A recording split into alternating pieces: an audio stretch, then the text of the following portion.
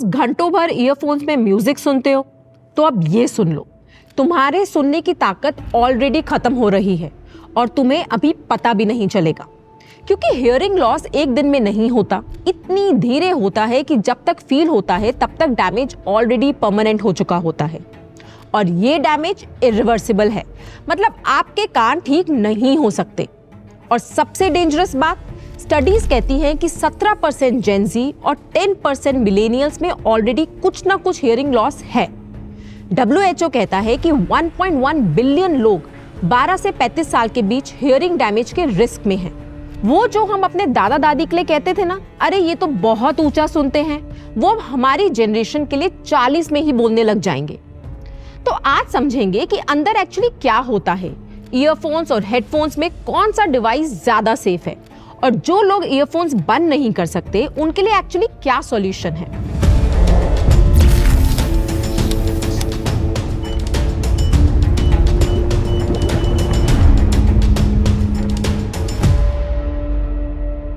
हाय, मैं हूं डॉक्टर आरती शर्मा। देखो, जब आप ईयरफोन्स लगा के म्यूजिक सुनना शुरू कर देते हो, साउंड वेव्स ईयर कैनाल के थ्रू ट्रैवल करती है। ये वेव्स ईयर ड्रम को वाइब्रेट करती है और ईयर ड्रम से कनेक्टेड होती हैं 3 छोटी छोटी बोन्स। ये बोन्स उस वाइब्रेशन को 20 गुना एम्पलीफाई करके कोक्लिया तक पहुंचाती हैं। 20 गुना इसलिए क्योंकि कोक्लिया फ्लूइड से भरा हुआ होता है। फ्लूइड एयर से ज्यादा डेंस होता है, उसी डेंसिटी को ओवरकम करने के लिए इतना एम्पलीफिकेशन चाहिए। कोक्लिया के अंदर होते हैं हेयर सेल्स और हेयर सेल्स के ऊपर होते हैं और भी छोटे छोटे स्ट्रक्चर्स, स्टेरोसीलिया। ये स्टेरोसीलिया साउंड वाइब्रेशंस को डिटेक्ट करके ब्रेन को सिग्नल भेजते हैं। ये पूरे हियरिंग का एक्चुअल मशीनरी होते हैं। और प्रॉब्लम ये है कि ये सेल्स रीजनरेट नहीं होते। अगर एक बार डैमेज हो गए, वो हमेशा के लिए गॉन है। तो एग्जैक्टली कब डैमेज शुरू होता है? 85 डेसिबल से ऊपर की आवाज इन स्टेरोसीलिया को स्ट्रेस करना शुरू कर देती है। पहले ये टेम्पररी होता है। साउंड म्यूजिक के बाद जो रिंगिंग आती है या जो मफल्ड आवाज सुनाई देती है, ये टेम्पररी थ्रेशोल्ड शिफ्ट है। सेल्स स्ट्रेस्ड हैं लेकिन रिकवर हो जाते हैं। लेकिन बार बार ये होने से सेल पूरी तरह रिकवर नहीं कर पाते। डैमेज एक्यूमुलेट होता रहता है और एक पॉइंट के बाद ये परमानेंट हो जाता है। और तब भी तुम नॉर्मल फील करते रहते हो, क्योंकि स्टैंडर्ड हियरिंग टेस्ट ये पकड़ नहीं पाता। ये है hidden hearing loss. Test normal आते हैं, डैमेज चल रहा होता है। WHO की गाइडलाइंस क्लियर है। 85 डेसिबल्स पे सिर्फ 8 घंटा सेफ है, 94 डेसिबल्स पे सिर्फ 1 घंटा और 100 डेसिबल पे सिर्फ 15 मिनट। नॉर्मल ईयरफोन्स वॉल्यूम होता है 94 टू 110 डेसिबल्स के बीच। अब यहाँ एक चीज समझो जो ज्यादातर लोग नहीं जानते। ईयरफोन्स ईयर कैनाल के अंदर डायरेक्टली बैठते हैं। साउंड सोर्स और ईयर ड्रम के बीच डिस्टेंस मिनिमम होता है, मतलब साउंड सीधा ईयर ड्रम पर जा रहा है, कोई भी बफर नहीं है। हेडफोन्स में साउंड सोर्स थोड़ा दूर होता है, ईयर ड्रम तक पहुंचने में डिस्टेंस है, तो कंपैरेटिवली सेफर है। अब दोनों के ऊपर एक और ऑप्शन है, नॉइस कैंसलिंग हेडफोन्स। ये काम कैसे करते हैं? बाहर से जो साउंड वेव आती है, नॉइस कैंसलेशन हेडफोन्स का माइक उस वेव को डिटेक्ट करता है, फिर एग्जैक्टली उसी वेव के ऑपोजिट वेव जनरेट करता है। दोनों वेव्स एक दूसरे को कैंसिल कर देते हैं। फिजिक्स में इसे डिस्ट्रक्टिव इंटरफेरेंस कहते हैं। रिजल्ट, बैकग्राउंड नॉइस खत्म। तुम लेक्चर या कॉल लो वॉल्यूम में भी सुन सकते हो। वॉल्यूम बढ़ाने की जरूरत नहीं पड़ती। ईयर ड्रम पे लोड कम और तुम्हारे हेयर सेल्स सेफ रहते हैं। और सबसे सेफ ऑप्शंस हैं स्पीकर्स।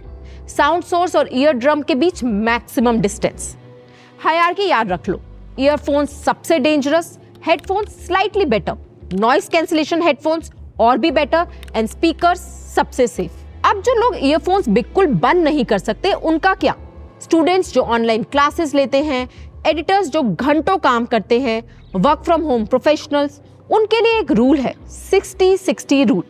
वॉल्यूम 60% से ऊपर मत जाओ और 60 मिनट से ज्यादा कंटिन्यूअसली मत सुनो। हर 60 मिनट्स के बाद 10 मिनट का ब्रेक लो।